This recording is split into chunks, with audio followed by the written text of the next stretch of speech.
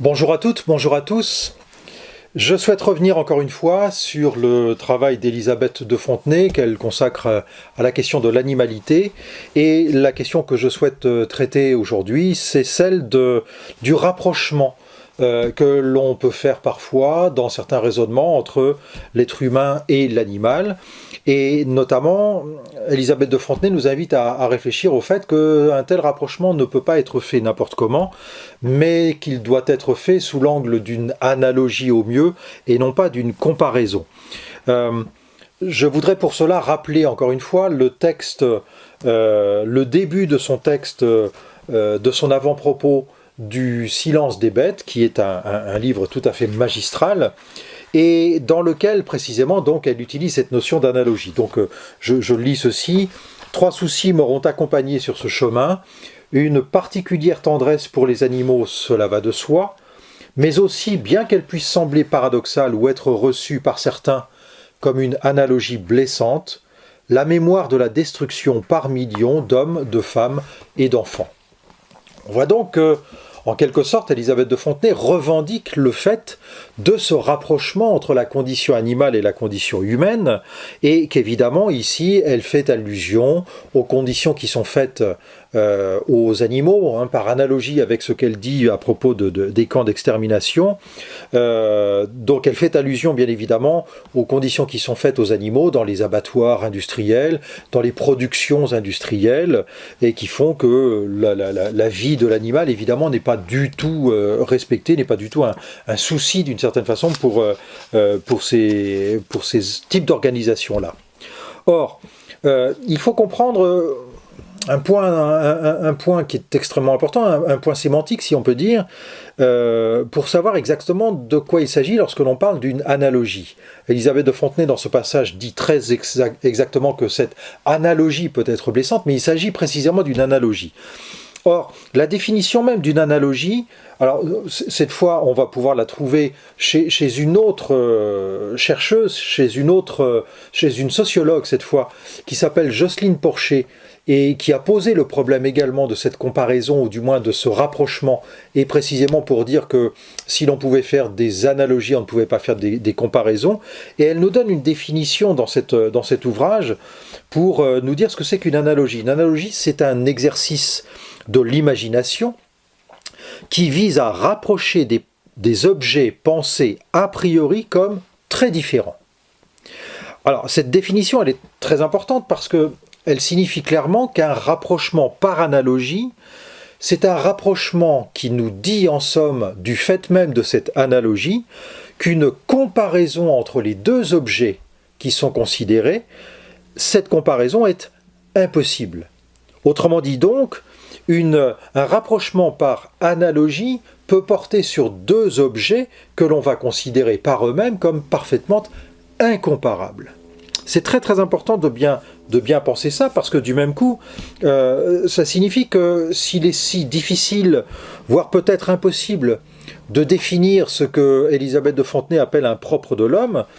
eh bien il n'empêche que malgré tout, il faut affirmer qu'en quelque sorte, il y a bien une singularité. Donc, s'il est impossible de poser un propre de l'homme, on pourrait se dire que donc on peut comparer l'homme et l'animal, et pourtant, on l'a vu dans les vidéos précédentes, et pourtant Élisabeth de Fontenay n'arrête pas de dire que malgré tout, il faut affirmer, malgré cette absence de comparaison possible, il faut affirmer la singularité de l'être humain, et considérer donc par là même que l'être humain et l'animal ne sont pas comparables, mais qu'on peut penser l'un par analogie avec l'autre. Or, dans une philosophie qui est l'une de celles contre lesquelles Élisabeth de Fontenay élabore sa propre réflexion, à savoir dans la philosophie antispéciste, qui revendique une égalité parfaite entre l'homme et l'animal, c'est-à-dire qui revendique un refus de toute discrimination en considérant qu'il ne doit pas y avoir d'inégalité entre l'homme et l'animal, de même qu'il n'est pas censé y avoir d'inégalité entre les soi-disant races d'êtres humains ou entre l'homme et la femme. Eh bien, l'antispécisme repose sur une idée qui est tout à fait particulière. Dans le livre de Valéry Giroux, qui s'intitule L'antispécisme, dont j'ai eu l'occasion de parler déjà dans une vidéo précédente, dans cet ouvrage, donc, Valéry Giroux nous explique que l'antispécisme se caractérise par le fait de considérer, d'affirmer comme inacceptable, je cite, « l'exploitation et l'utilisation des animaux par les humains de manière qui ne serait pas acceptée si les victimes étaient humaines. » Alors c'est une définition qui est à la fois très intéressante et en même temps très problématique. Parce qu'on sent bien que la difficulté dans cette définition, elle vient notamment du fait qu'une comparaison est établie entre les êtres humains et les animaux. Autrement dit, on nous dit bien que si c'est inacceptable pour un être humain d'être exploité de la sorte, alors on doit considérer comme inacceptable qu'un animal soit exploité de la sorte. Donc, en somme, il n'y aurait là aucune différence de degré ni de nature entre l'être humain et l'animal, et il suffirait de constater qu'un mauvais traitement est inacceptable pour un être humain pour considérer qu'il soit inacceptable également pour un animal. J'aimerais souligner que cette comparaison, précisément, elle ne va pas de soi. Elle n'est pas du tout évidente parce que on pourrait considérer que, par exemple, en effet, si on force, si on contraint un esclave, par exemple, à tirer une charrue pour labourer un champ, est-ce qu'on peut dire qu'il s'agit d'un même mauvais traitement, d'une même maltraitance, si on utilise un bœuf pour faire le même travail, pour faire la même activité? Sans doute que l'esclave, lui, est capable de comprendre que ce qu'il fait est sous la menace et qu'il n'est pas disponible, il n'est pas libre pour faire autre chose, etc. Il n'est pas sûr que le bœuf, lui, ait une quelconque conscience de ce qu'on lui demande de faire. Je ne sais pas si ça valide en quelque sorte l'usage des animaux, l'utilisation des animaux, mais en tous les cas, il est bien clair que dans ce cas-là, dans le cas du bœuf par exemple, quelqu'un comme Kant par exemple, qui n'était pas forcément très ouvert à l'animalité, a tout de même énoncé cette idée selon laquelle finalement, si l'on satisfait les besoins naturels de l'animal, si on ne le maltraite pas, si on ne le frappe pas de manière totalement inconsidérée, délirante, etc., eh bien, est-ce qu'on peut considérer qu'on va contre la nature de l'animal en le faisant tirer quelque chose d'un peu lourd, qu'il a beaucoup plus de force que nous pour tirer? Donc, Kant, en quelque sorte, nous permet de faire une distinction entre l'esclave qui, lui, est tout à fait capable de comprendre qu'il est contre sa nature d'obéir et d'être soumis par la force à ce genre d'activité, alors que l'animal, il n'est pas sûr qu'il ait les capacités d'une telle compréhension. Bon. Or, si on va dans cet ordre-là, dans la philosophie antispéciste, on trouve également certains types de raisonnements dont on voit bien que la logique est une logique comparative, précisément. Et notamment, beaucoup des raisonnements dans les courants de pensée antispécistes sont des raisonnements essentiellement quantitatifs.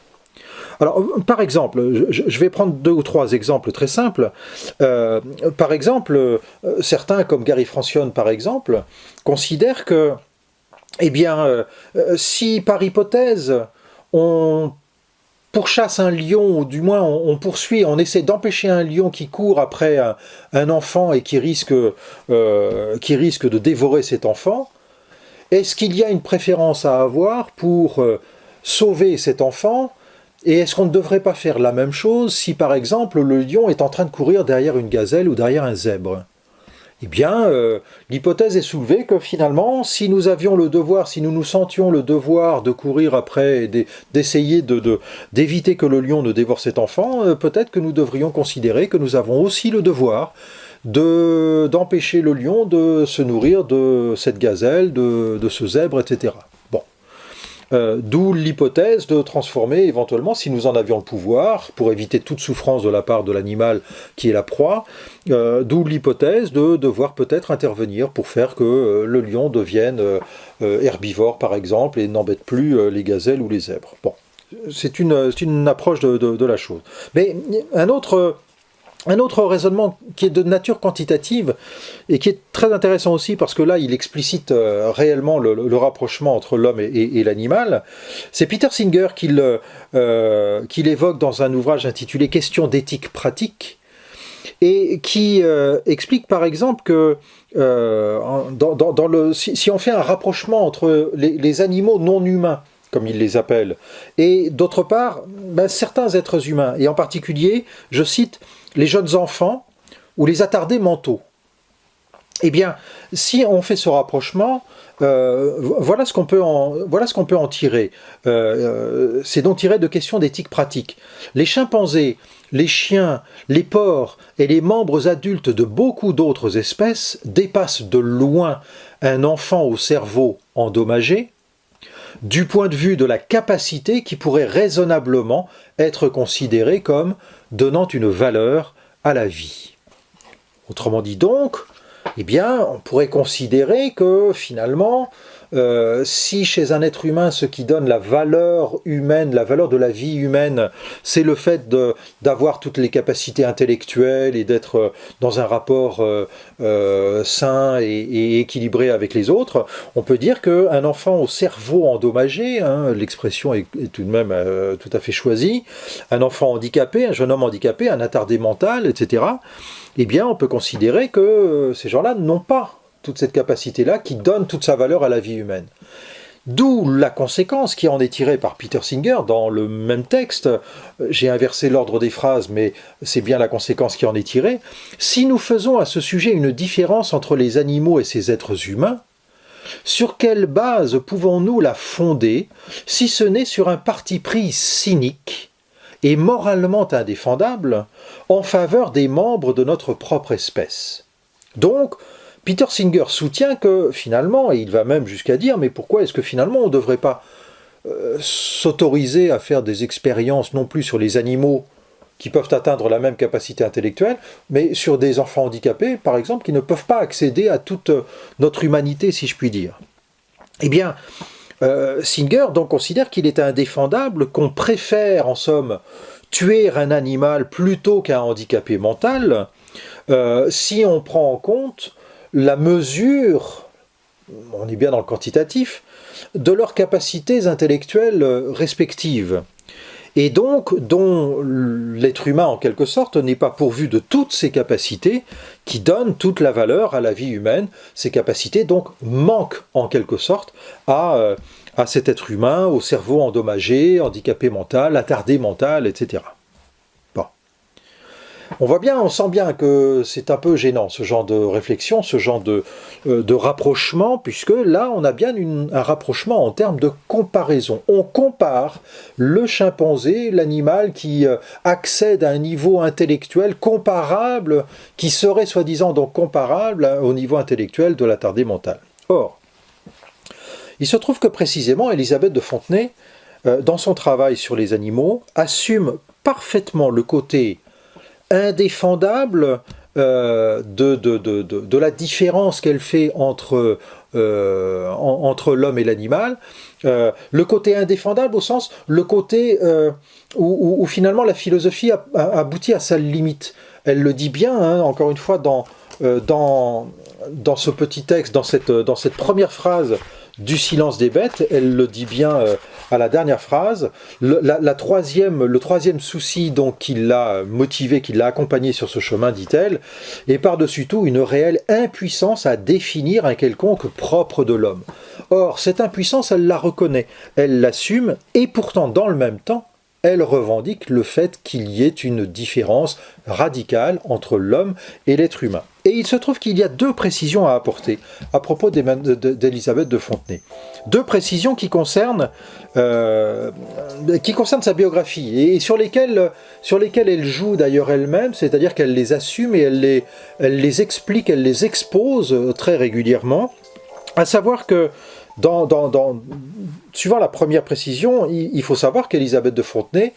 était juive par sa mère. Et que la plus grande partie de la famille de sa mère a été exterminée à Auschwitz. Et d'autre part, elle a une deuxième caractéristique, c'est qu'elle le dit là encore, elle a un frère qui est lourdement handicapé mental. Elle lui a consacré d'ailleurs un livre qui s'intitule « Gaspard de la nuit ». Or, évidemment, si je dis ça, c'est que Élisabeth de Fontenay ne les revendique absolument pas comme des arguments qui permettraient de dire « Écoutez, moi, je sais de quoi il s'agit, j'ai autorité pour parler de ces choses-là parce que je suis frappé individuellement, etc. » Non, pas du tout, ce ne sont pas des arguments de cet ordre-là, ce ne sont pas des arguments d'autorité, comme on dit parfois, mais en revanche, ce que Élisabeth de Fontenay veut dire par le fait de nous, d'évoquer ces deux situations de manière relativement récurrente dans ses travaux, c'est qu'en fait elle a conscience que c'est de là qu'elle parle d'une certaine manière. Elle veut nous dire, voilà d'où je parle. Ça ne me donne pas des arguments supplémentaires, mais ça me donne en quelque sorte ça me donne un terrain à partir duquel je suis ce que je suis, et à partir duquel je peux assumer un certain nombre de choses, et donc en particulier, terrain à partir duquel je peux assumer, nous dit-elle finalement, cette limite de la philosophie, ce à partir d'où la philosophie peut-être devient impuissante à justifier des affirmations. Et c'est pour cela donc que dans ses écrits, elle revendique souvent le fait de devoir prendre une décision, de décider qu'il y a une différence radicale entre l'homme et l'animal, et que du même coup, eh bien si on peut faire des rapprochements entre la situation des animaux et la situation des êtres humains, ça ne peut pas être des rapprochements par comparaison, mais des rapprochements seulement par analogie. Et alors, donc, par exemple, ça signifie très clairement que Élisabeth de Fontenay, ayant ce courage de revendiquer en quelque sorte cette limite même de la philosophie, eh bien, nous permet de penser deux choses. D'une part, ce rapprochement que l'on peut faire entre les hommes et les animaux, par analogie, c'est un rapprochement donc qui nous permet en quelque sorte de penser, mais pas plus, de penser les abattoirs, ou les abattoirs industriels, ou de penser les productions industrielles de viande animale à partir des camps de concentration et d'extermination. Mais à la condition, elle le précise évidemment, à la condition du moins que le crime des Juifs d'Europe soit posé au départ comme quelque chose qui est une singularité, c'est-à-dire une singularité au sens de quelque chose d'incomparable précisément. La deuxième chose, c'est que le frère handicapé d'Élisabeth de Fontenay, qui encore une fois est évoqué à plusieurs reprises dans les livres et qui notamment fait l'objet de certaines réflexions extrêmement intéressantes dans Sans offenser le genre humain, eh bien, le frère handicapé en quelque sorte d'Élisabeth de Fontenay nous permet de penser que, d'une certaine façon, il n'y a pas de comparaison possible, bien évidemment, et qu'à la limite même, ces comparaisons qui peuvent être faites par certains penseurs antispécistes sont des comparaisons qui ne permettent pas de grandir l'animal et de le hisser en quelque sorte à notre niveau, mais au contraire, ce sont des comparaisons qui ne font qu'abaisser le genre humain, qui ne font qu'abaisser comme si en quelque sorte on pensait le handicapé mental en tant qu'il lui manque un certain nombre de choses, au lieu de le voir comme ce qu'il est en tant qu'être humain particulier en somme. Bon. Or, à partir de là, eh bien, va émerger en quelque sorte l'engagement d'Élisabeth de Fontenay, engagement d'une manière personnelle vis-à-vis de son propre frère, et du même coup engagement vis-à-vis des animaux, et notamment vis-à-vis de ce constat en fait de cette réflexion qu'elle mène à partir encore une fois de l'évocation assumée de son frère handicapé. Elle écrit ceci toujours dans Sans offenser le genre humain, dans l'article Entre les biens et les personnes. Elle écrit la chose suivante: prenant en compte une humanité plus lourde à porter, et paradoxalement ou mystérieusement plus humaine, il m'a semblé qu'il fallait assumer aussi la charge de tous ces prétendument pauvres en monde. Là donc, ce qu'Élisabeth de Fontenay nous explique, c'est qu'en fait, le handicapé mental, ce n'est pas quelqu'un qui doit être pensé comme en quelque sorte un humain auquel il manque quelque chose, mais au contraire un humain qui a une humanité encore plus urgente à devoir assumer, ou que d'autres doivent assumer à sa place, et que par là même, donc, encore une fois, la comparaison entre l'animal et le handicapé mental, l'être humain, mais sous la forme d'un handicapé mental en particulier, est totalement illégitime. Et qu'à partir de là, donc, il s'agit en somme d'être engagé à la fois dans la considération de l'humanité, dans ce qu'elle a de varié et parfois donc d'extrêmement problématique, parce qu'il y a les handicaps et parce qu'il y a tout un ensemble de choses qui ne correspondent pas nécessairement à ce que nous attendons. Et puis d'autre part, engagement vis-à-vis de l'animalité et des animaux en général, parce que de tels rapprochements, de telles comparaisons en quelque sorte, ne sont pas non plus à l'honneur des animaux, que nous ne voyons jamais qu'à travers nous-mêmes, alors que nous devrions beaucoup plus les voir véritablement en tant qu'ils sont, à part entière, comme ceux qu'ils sont à part entière en tant qu'animaux.